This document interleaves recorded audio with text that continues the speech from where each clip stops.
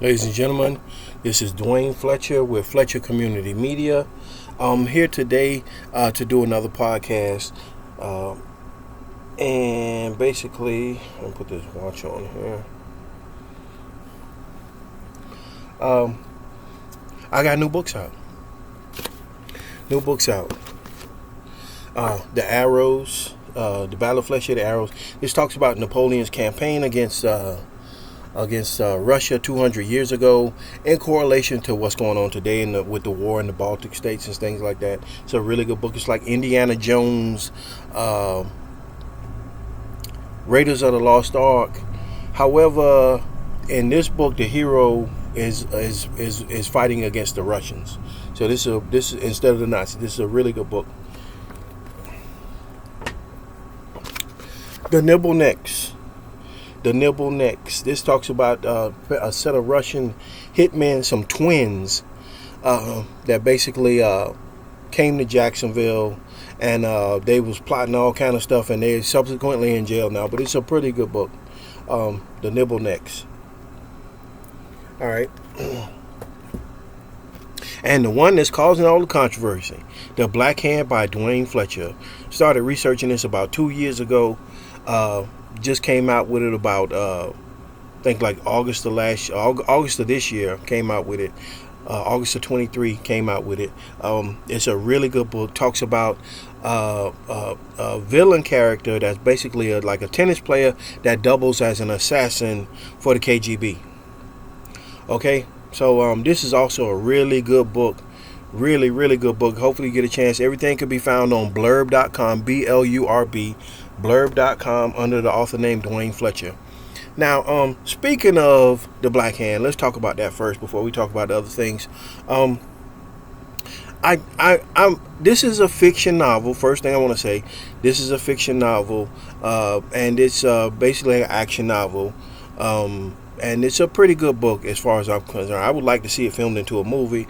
A lot of people, I know you heard me say this before, but a lot of people at first, they said it was boring because I was talking about sporting events because this is the people basically that started World War One, and it talks about the people basically that started World War One. So, but it talks about sporting events and their involvement in today's sporting events and things like that, where they're trying to hide and things like that. This is a fiction novel. Just to make the book interesting, you have to compile a bunch of different angles and stuff like that. And basically what I am is a conspiracy theorist, and this is one of my conspiracy theories. And sometimes my conspiracy theories come true. I had 2 books recently that came true within the last 6 months. And but I think I've gotten to the bottom of it. But this is one of my conspiracy theories. I'm gonna let you look at it for yourself. Let's look it up. Okay, this is one of my theories. Okay, let's see. Board of Directors, J.P. Morgan Chase. Okay, so let's look at this here, and this is the website. And this is what comes up when you look this up. And let's see if it's on here. But of course, we have everyone's best friend, BFF right there, Jamie Dimon. I've been saying his name wrong. His name is Diamond, not Diamond. I've been saying his name wrong. But he's on the board of directors, and also apparently this person right here, this beautiful young lady here, Miss Phoebe Novakovic. Okay, and her and Jamie Dimon are both on this. As you can see, that's his picture too, and this is their website that talks about J.P. Morgan Chase's board of directors. Now, it appears that Chase Bank is one of the major supporters of the New York Open. And, because like I said, this is my conspiracy theory. To write a good action novel, sometimes you have to delve into different angles. And Mrs. Novakovic, Phoebe, General Dynamics Board of Directors. Hold on. Let's see. Images. Where's Phoebe at? Phoebe General Dynamics. I can't pronounce her last name. Okay, but basically this person right here, Phoebe, she's also was at one time, I think she was the CEO of General Dynamics. Okay, and she's from Serbia. She's from Serbia, originally born in Serbia. Believe that's what it says on here. That she's from Serbia. And but apparently she works for a major American defense contractor. And this may or may not how they ended up, letting this guy skate past them or whatever. Because, maybe they did, maybe they didn't. Because I know Barack Obama ended up at the tennis match. Let's see. Let me show you that part too. Barack Obama, Novak Djokovic.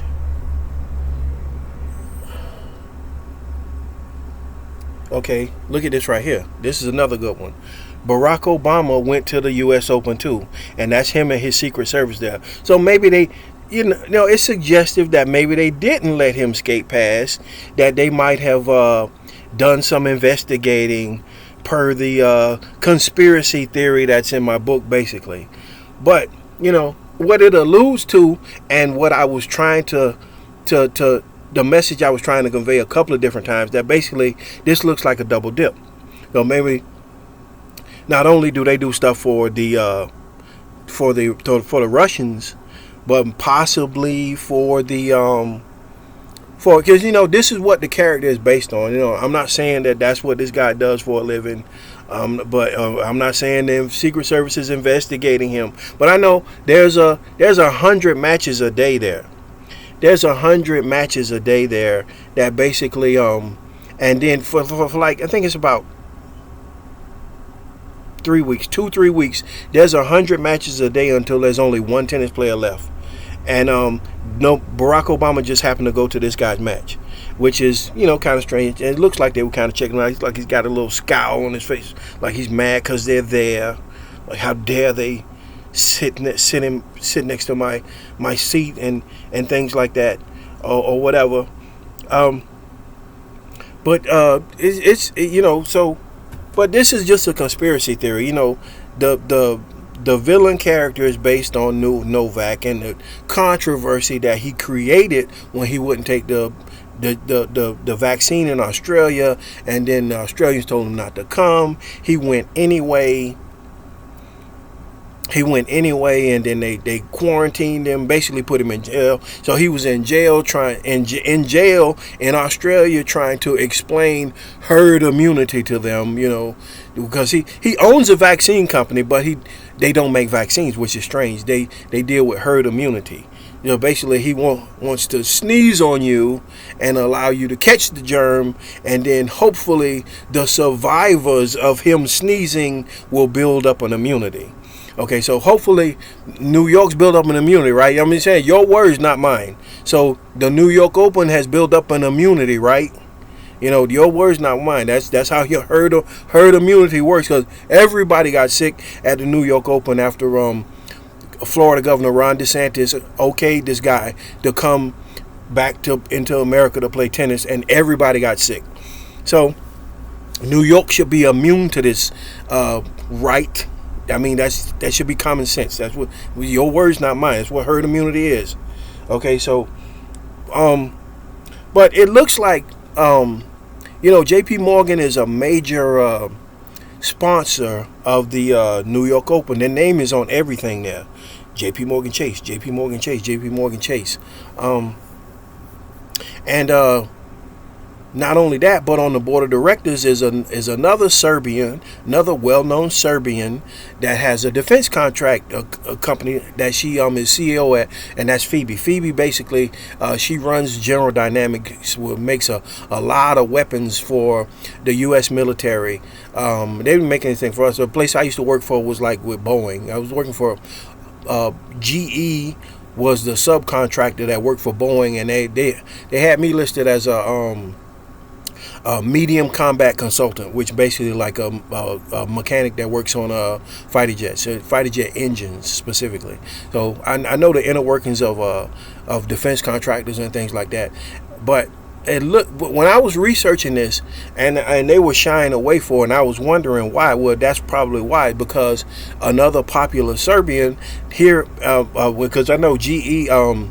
We have a lot of This is a big Navy town. We have two major Navy bases here, and we also have Air Force base here. We have a spaceport. We have a spaceport. As a matter of fact, there's only 5 different launch licenses in the United States, and Florida has 2 of them. We got one at Cecil Field, and we got one at Cape Kennedy, and so we have spaceports. We got National Guard air bases. We have 2 major Navy bases here, NAS and Mayport, and we have Marine Corps base here. We just recently got a Marine Corps base, and then we got a ton of contractors here. BAE, we have BAE, we have GE and Boeing and AAR. There's General Dynamics has contractors here. They have subcontractors here also. That's what making so why I'm intrigued by this story, because that's one of the persons that occupy this facility that houses the voting machines and things like that, and they actually need their own facility. But it looks to me like possibly, per their relationship, I'm not saying there's a little monkey business between Phoebe and Jamie Dimon or whatever, but it looks like they might have possibly babied this guy and served him up. Because it looked like to me they were reenacting the history of Serbia. In the history of Serbia, there was a 19-year-old prince where there was, and this is all in the book. This is all in the book. All in the book, The Black Hand. It goes through a brief history of it. The history of Serbia is that they had a 19-year-old prince after his parents died, and there was this 19-year-old kid, and he was the head of the kingdom, but he married his babysitter. Basically, he married like one of the chambermaids, and they flipped out. Oh my God, I can't believe he did that. He married his babysitter. He married a damn chambermaid. Oh my God. So his generals in the Serbian military, they flipped out on him. They formed this thing called the Black Hand. And then they proceeded to assassinate him. They killed him. They shot him and his wife to death. And then I say a couple of years later, maybe about 3 years later, they started World War One. They started World War One right after they assassinated this guy and took over the crown. So basically the New York Open played out just like that. Novak ended up playing against Ben Shelton, who's like an unseeded player in like the semifinal. He ended up playing like this unseeded. How did an unseeded, non-ranked player get to the semifinal? And it looked like someone, I'm not saying who it is, I'm just going over my personal conspiracy theory, but someone ushered this unseeded player up to the top just to play against Novak, so Novak would beat him, basically giving him like a virgin sacrifice. And not only that, but Dominic Thiem, the guy from Austria, got deathly ill. Dominic Thiem was throwing up. Let me show you the guy from Austria at the New York Open, because I forgot to show this the other day. Dominic Thiem, New York Open. Dominic Thiem gets sick, New York Open.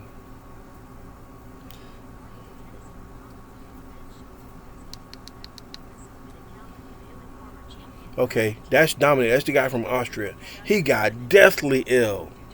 The guy from Austria, it looked like somebody shot him in his stomach, per the same history of Serbia.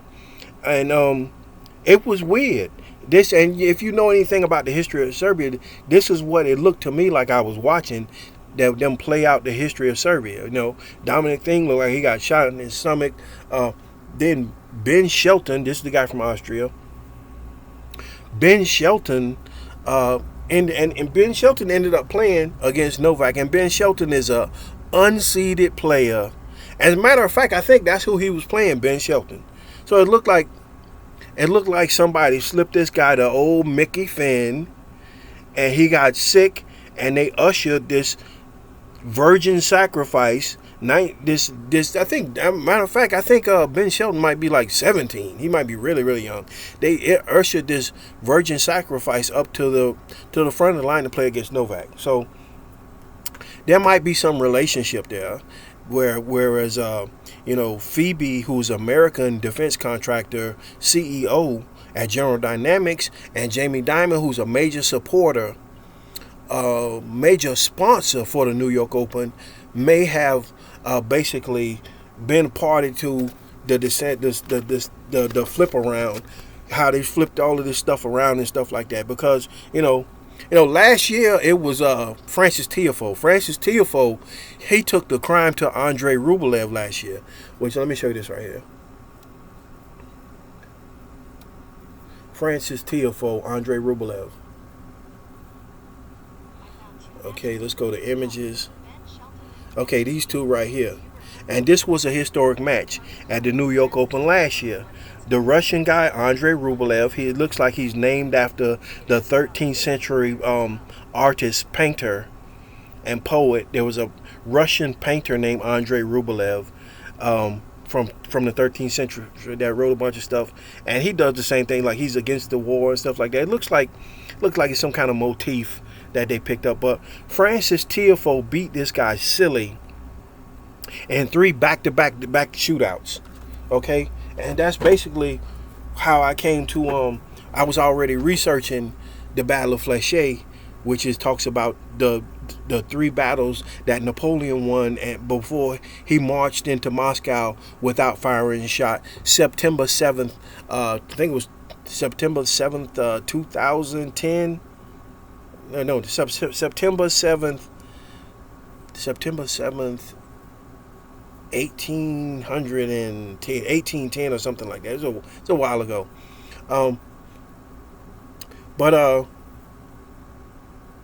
September 7th, 1810. So Napoleon won these 3 battles, back-to-back shootouts. The Battle of Fléchet. Then he marched up to Borodino. Then the rest of his troops marched up to Borodino. No.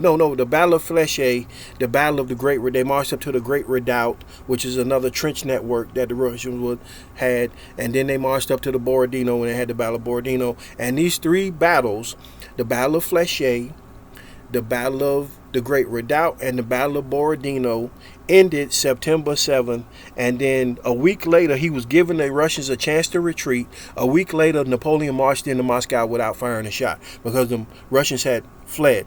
But what was wild was that the 210-year anniversary of this 210-year anniversary of this battle between the French forces and the Russian forces, these 2 guys played, and Francis Tiafoe beat the Russian guy in 3 back-to-back shootouts, basically. I think it was like 2 shootouts and then a close third match. So, shootouts when both guys get to 7 at the same time, get to 6 at the same time, and then they have to go to 7, and then they have a serve off and stuff like that. But the thing was that this was so memorable. This was so memorable because the Russian guy broke down in tears. And it was all he could do. He bit down on the tennis ball, trying to keep from crying and all this kind of stuff like that. And now, fast forward a year later, they're remixing the history of Serbia. And the thing was that at first it looked to me like somebody remixed this stuff about Serbia on purpose. Like they purposely did this, and it was Governor DeSantis that was at the helm of the ship. Was Governor DeSantis going, hey, let's smuggle this guy in from the Caribbean, and all this kind of stuff like that, which is weird. So I don't know. No, what does that mean? Are they selling drugs together? They need to be put in jail. I mean, it's crazy that the governor of Florida would say something like that. But he want to smuggle a guy in, and then he smuggled him in, and everybody got sick. If I was the New York tennis fans, I would be mad as hell with Ron DeSantis. I would never listen to anything he says ever again. Don't take him seriously. He's a Nimrod because everybody got sick at the damn New York Open. But just like I said, it's just a conspiracy theory that maybe It possibly could have been Jamie Dimon and Phoebe, Jamie and Phoebe. She's a Serbian person. She's a defense contractor. Works for General Dynamics, and Jamie Dimon, he's Mr. Chase Manhattan, and he's a major supporter of these tennis matches, and especially the one in New York, because that's where I think that's where Chase Manhattan is like headquartered at. So it's possibly could have been some kind of favoritism where they favoritism that ended up where they arranged the schedule because I'm gonna show you this too, because I just did an interview the other day that's gonna come out soon. I did a interview with a radio station here in town, and that interview is going to come out soon after they get through editing it, I guess, and adding different stuff to it, and find us a spot on the calendar. That interview is coming out soon. However, let me show you what I showed them. Let's see. U.S. Open tennis bracket. Okay, let's go get a picture of this bracket. Okay, this is an old bracket.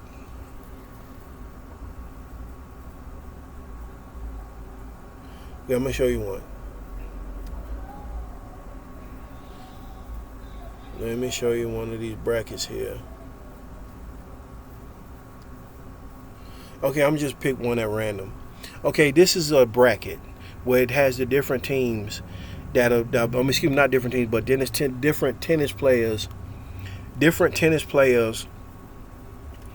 are set to play each other, and the draw was such that so my suggestion back then was that basically this is what my suggestion is, because the police in Australia and people like Andy Roddick does a really funny commentary about talking about playing against Novak Djokovic, because he says the guy is always sick but he always wins, and they can't figure out what that is. That, to me, I've worked in the medical field before, and it looks to me that he's some type of carrier or something, professional carrier of this germ, and then he gives it to you, but it doesn't really affect him because he's carrying it. He's the carrier.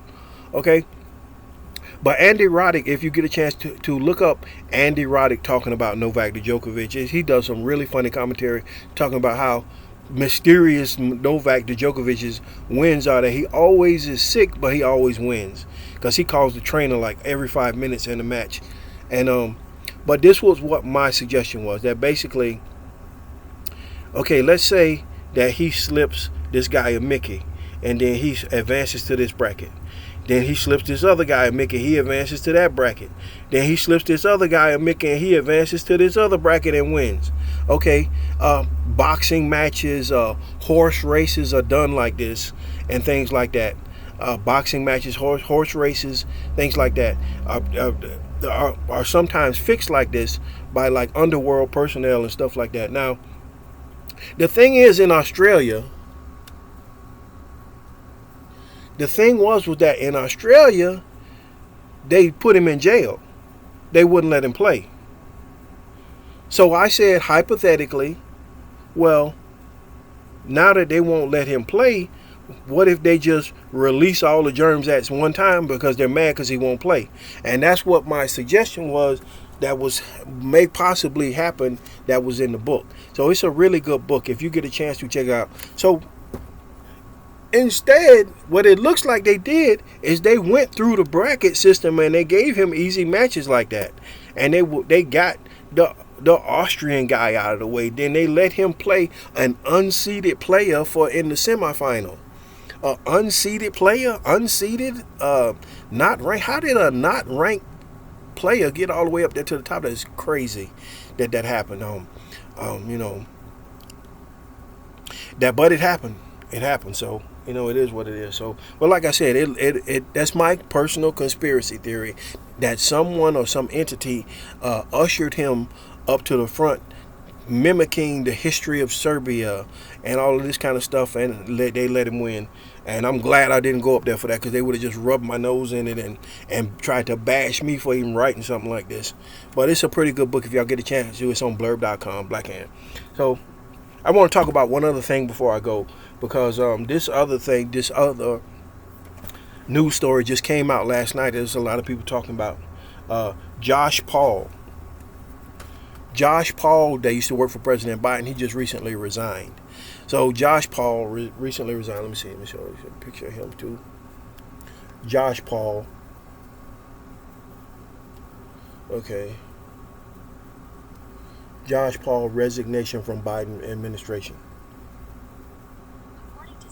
Now you pull it up. It's 1,000 Josh Pauls on here. But let's pull up this one right here. I think he's British.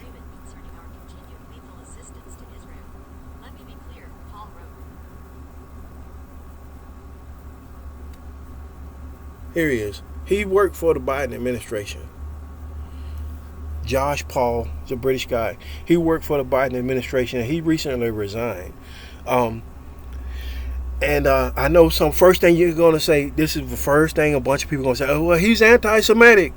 You guys got to stop throwing that word around, because anti-Semitism has nothing to do with it. He resigned because he doesn't want to be a part of what's going on. Now, from Mr. Paul explaining this, it looks like the Republicans are trying to box Biden in, where basically the Republicans are egging this thing on. Hey, let's give Israel some guns, but let's not talk to Congress about it. And it's kind of shady. Let's not talk to Congress about it. Let's give Israel some guns. And matter of fact, there should be no oversight whatsoever, because it's Israel. There should be no oversight. And let's not set up an oversight committee. Let's not even talk to Congress about it at all. Let's just give Israel some guns. And basically, Mr. Paul said, because see, 5 minutes later, here comes Senator Sisyphus. Here comes Senator Sisyphus with his pink fuzzy handcuffs going, did you give these guns to Israel, Mr. Paul? Did you give these guns to Israel, Mr. Paul? Because Israel, like a lot of people saying, is committing a war crime. And it looks like it's a straight another flip around. It's just straight complete flip around, where they're trying to keep the Americans from putting pressure on Russia at The Hague. And now it's going to turn around that the United States was going to commit a war crime with Israel, and the United States and Israel committed a war crime together, and now they can't even argue with the Russians about the Hague charges at The Hague that Russia's facing, because the United States just did the same thing with Israel and committed a war crime. And it looks like he was like, I don't want to be a part of that, so he left. But there's a history, because there's a clip on here that just recently went viral, and I'm gonna see if I can find that clip too. But there was I think it's Rand Paul or somebody like that. I don't know if some of y'all might have seen this. Only people that frequent like Twitter and Instagram or Facebook. Twitter, Instagram, or Facebook. This clip has recently went viral. I hope that I saved it. So I don't remember saving it, but I might have saved it. I might have saved it on here. I'm hoping that I did. But there's basically a debate between Rand Paul and Herman Cain and some other people from a long time ago, when they were all running for president or something like that. And I think it's Rand Paul, or either is it the father, Rand Paul? But he goes off and says Israel has their own guns. Let me see if I can find it, because it's not on here. I didn't save a clip of it. I did not save a clip of it, so it's not on here. Let's see. Rand Paul, Herman Cain in a debate. Let's see. Rand Paul talking about Israel at a debate. So basically, I can't find it on here. Okay, here it is. Oh my God. Yeah. Well, it went viral, so it is. Here's a copy of it right here. Well, basically, Need our help. We need to get out of their way. I mean, we interfere with them. We interfere with them when they deal with their borders. When they want to have peace treaties, we tell them what they can do because we buy their allegiance and they sacrifice their sovereignty to us. And then they decide they want to bomb something. That's their business, but they should, suffer the consequences. When they bombed the Iraqi missile site, nuclear site back in the 80s, I was one of the few in Congress that said it's none of our business, and Israel should take care of themselves. Israel has 200, 300 nuclear missiles, and they can take care of themselves. Why should we commit? We don't even have a treaty with Israel. Why do we have this automatic commitment that we're going to send our kids and send our money endlessly to Israel? So I think they're quite capable of taking care of themselves. I think we do detriment. Just think of all the money we gave to Egypt over 30 or 40 years. Now look, we were buying friendship. Now there's a civil war. They're less friendly to Israel. That whole thing is going to backfire once we go bankrupt and we remove our troops. So I think we should be very cautious in our willingness to go to war and send troops without a proper declaration by the U.S. Congress. Let me let Herman. okay, you heard that last part right there. Without this was 11 years ago at a presidential debate, and that was Ron Paul. I think it's Ron Paul. It's either Ron Paul or Rand Paul. His father. Um, Basically, he was saying that you don't even know to have Israel got tons of nuclear weapons. They got all kind of stuff. They make weapons. Matter of fact, I think that was the people who invented the Uzi a long time ago. Was Israel. They got the only Kalashnikov factory that makes AK-47 outside of Russia. And they got their own, the only Kalashnikov. Well, at one time it was. I think there's a new one that they just built here in the United States. But at one time they had the only Kalashnikov factory that was that made AK-47s outside of Moscow, and things like that. But Israel has tons of weapons, and he was like, it's ridiculous because it came up in a debate 11 years ago. When they had this presidential debate that he was speaking on back then. And the thing is that on the last part, you hear him say, why should we be trying to sneak around our own Congress to help Israel? And see, that's one of the reasons that it looks like Josh Paul quit also, because they want to go around Congress. So there's something to this that for some strange reason, to help Israel in different situations over the years, they've been asked to circumnavigate Congress for some strange reason. And maybe it's because there's going to be a receipt. It's going to be, well, if they commit a war crime with these weapons that you're about to sell to Israel or give to Israel, then there would be a receipt in Congress where it says that basically they had no knowledge of what you were going to do with it, or that you was practicing at that moment war crime, that you will practice in an active theater practicing a war crime at that very moment when you receive the guns. So it's weird that for some strange reason, but I think if we get together, let's figure this out. Everybody check it out. Let's figure this out. Why does the Israeli supporters and some of the administrations keep trying to circumnavigate Congress to get aid and arms and things like that when they already have tons of weapons themselves?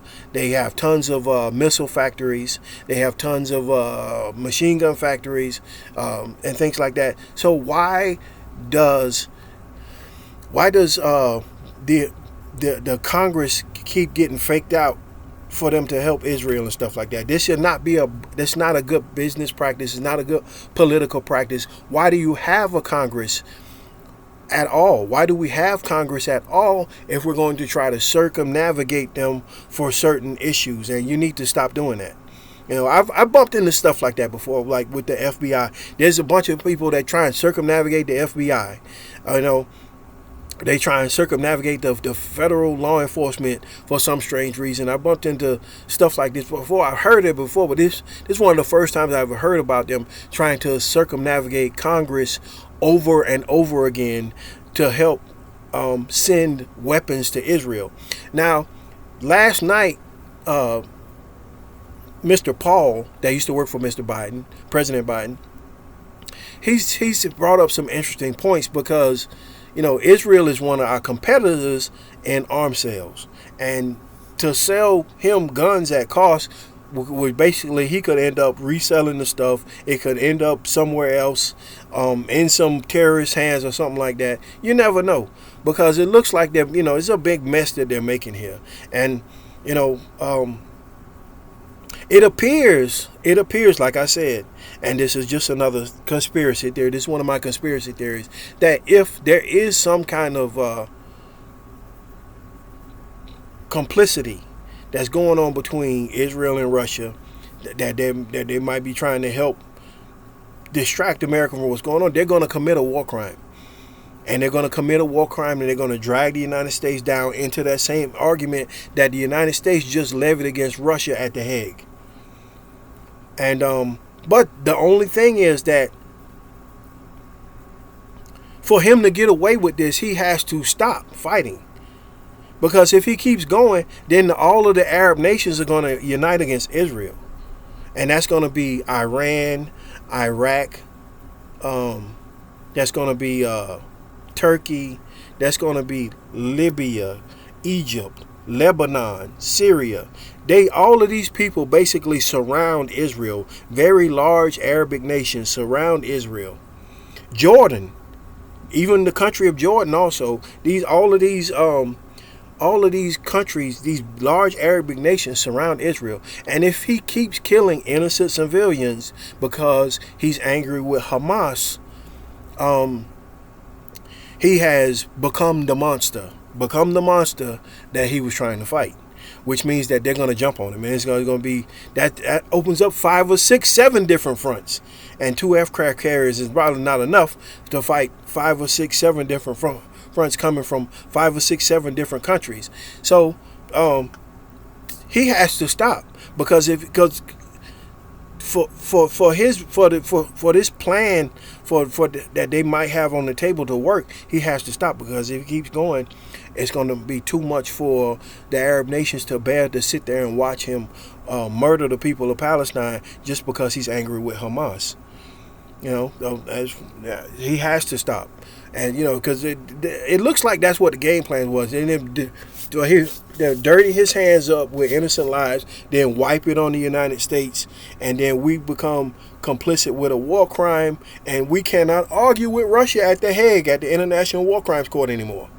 So, but he has to stop, because if he keeps going, it's going to get worse and worse for Israel, because they are landlocked with all of these many much larger Arab nations. And so hopefully it'll all stop. I think it's a bunch of I think the Russians orchestrated it to distract from the battlefield in Ukraine. And I'm suspicious that the Israeli intelligence Mossad did not see it coming. That's kind of weird, because they always brag about how close they're watching those guys over there and stuff like that. But that's all I had to say today, guys.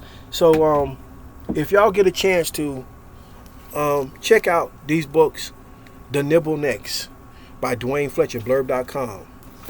The Battle of Fléchet, blurb.com. And of course, the one that's causing all the controversy right now, The Black Hand by Duane Fletcher. Please, please, please get a copy of this, guys. This is a really good book, okay? All right, that's all I had to say. Peace, and I'm out. Thank you. And enjoy my conspiracy theories and my action hours.